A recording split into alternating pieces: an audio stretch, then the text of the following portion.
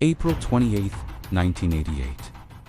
The sun is shining over Hilo, Hawaii. 95 souls are boarding Aloha Airlines Flight 243, a short hop to Honolulu. For most, it's just another routine island flight. The aircraft, a Boeing 737 nicknamed Queen Liliuokalani, has made this trip thousands of times. The mood is light.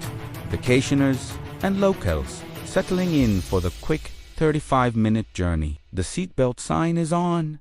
The engines roar to life, and the plane gracefully lifts off into the perfect blue sky. As the 737 climbs over the shimmering Pacific, passengers gaze out at the breathtaking scenery below. Everything is completely normal. No one could possibly imagine that in just a few minutes, their world would be torn apart at 24,000 feet. This isn't just the story of a plane crash. It's a story of survival against impossible odds.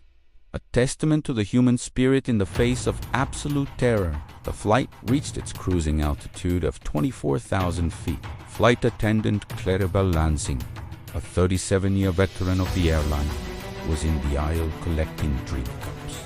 Passengers were relaxed, chatting, enjoying the view. Suddenly, a sound like a loud crack echoed through the cabin. A small section of the ceiling near the front of the plane ruptured. Before anyone could even process what was happening, the situation escalated with terrifying speed. With an explosive roar, an 18-foot section of the upper just behind the cockpit to the front of the wing peeled away like the lid of a tin can.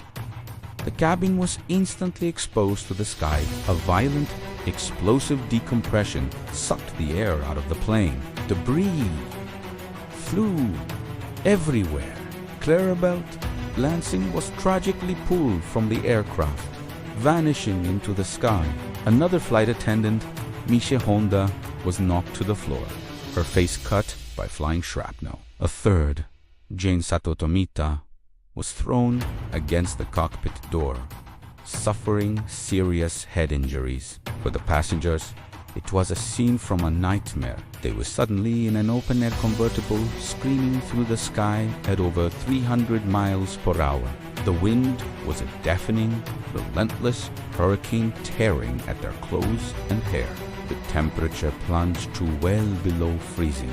Oxygen masks dropped, but the lines for many had been severed in the explosion, rendering them useless. People clung to their armrests, their seats, anything they could grab, terrified they would be the next to be sucked out into the open sky. They saw nothing but blue above them and the churning ocean far below. Control cables and electrical wiring, now exposed, snaked and whipped violently in the wind. The floorboards buckled and flexed under their feet. Every passenger believed these were their final moments. It was sheer, unadulterated terror. They were trapped in a disintegrating tube of metal, miles above the earth, with no escape. In the cockpit, Captain Robert Schornsteimer and First Officer Madeline Mimi Tompkins were fighting for their lives and the lives of everyone on board. The moment of decompression was so violent, the cockpit door blew off its hinges. They were suddenly slammed back in their seats. The noise a deafening roar. Looking back, they could see blue sky where the first-class ceiling should have been. The plane yawed and rolled violently. Communication was nearly impossible over the sound of the wind. They had no idea how much of the plane was missing, but they knew it was bad. The left engine had failed after ingesting debris from the fuselage. The controls felt sluggish and unresponsive. They were flying a crippled wreck, a convertible with wings, and it was threatening to come apart at any second. With remarkable composure, Captain Schornsteimer took manual control of the aircraft. First Officer Tompkins immediately began their emergency descent, trying to get the plane to a lower, breathable altitude as quickly as possible. Her hands were firm on the controls, fighting the plane's every instinct to fall apart. She declared an emergency, her voice strained but clear, to the air traffic control tower at Kahului Airport on the nearby island of Maui. Mayday! Mayday! Mayday! Mayday! Aloha 243. We've had an explosive decompression. We're heading for Maui, she radioed. The tower controller was stunned. They couldn't believe what they were hearing. Every second was critical. The pilots had to slow the plane down for landing, but reducing speed could cause the already damaged wings to stall. They also couldn't lower the landing gear using the normal system, as the indicator light wasn't working. They had to assume the worst and prepare for a crash landing. Back in the cabin, amidst the chaos, heroism emerged. The two injured flight attendants, Michelle Honda and Jane, despite their own pain and fear, began crawling up and down the aisle. They held on to passengers, reassuring them, telling them to put on their life vests and prepare for an emergency landing. Their training kicked in even under the most extreme duress. They were the only lifeline for the terrified passengers, a beacon of calm in a storm of panic. Passengers helped each other, holding hands, offering what little comfort they could. They looked at the flight attendants, who were crawling on the floor, bleeding, but still doing their duty, and found a sliver of hope. If they could be brave, so could everyone else. This shared strength, this bond forged in terror, kept the cabin from descending into complete and utter panic. It was a crucial factor in what was about to happen next. As the crippled 737 approached Maui, the situation remained critical. First Officer Tompkins managed to manually lower the landing gear using the emergency system. They heard the clunk, but without a confirmation light. They had no way of knowing if it was fully down and locked. They had to trust that it was. The airport's emergency services were on high alert, fire trucks and ambulances racing to the runway, preparing for a potential catastrophe. Captain Schornsteimer expertly guided the wounded bird towards the runway. The plane was barely controllable. He had to fly it at a much higher speed than normal to maintain lift, making the landing incredibly risky. One wrong move, and the plane could cartwheel down the runway, resulting in a fiery disaster. The passengers braced for impact, many saying their final prayers. They could see the runway getting closer and closer.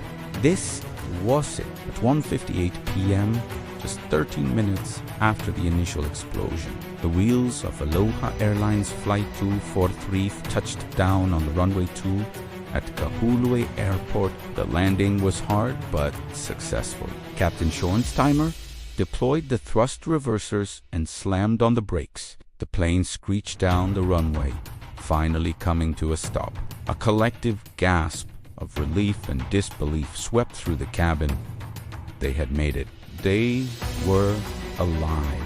Emergency slides were deployed, and the 94 survivors were quickly, but as they stood on the tarmac and looked back at the plane, the true scale of the miracle became clear. A huge portion of the aircraft was simply gone. It looked like something a shark had taken a massive bite out of. How it had held together in the air was beyond comprehension. The sight was so shocking that the airport manager reportedly became physically ill. The pilots, Schornsteimer and Tompkins, had performed one of the greatest feats of airmanship in history.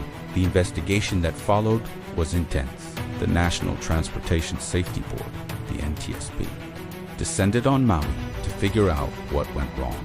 The answer they found would change aviation forever. The culprit was metal fatigue.